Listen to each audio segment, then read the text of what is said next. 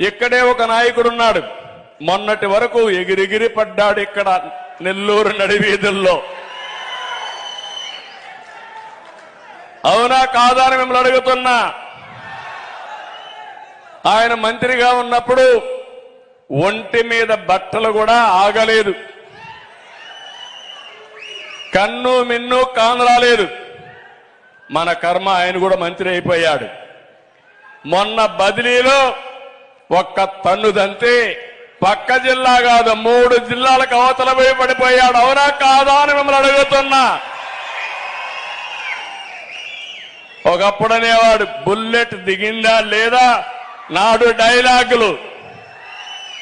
ఇప్పుడు bullet correct గా దిగింది. అవునా కాదా? రేపు దిగుతుంది.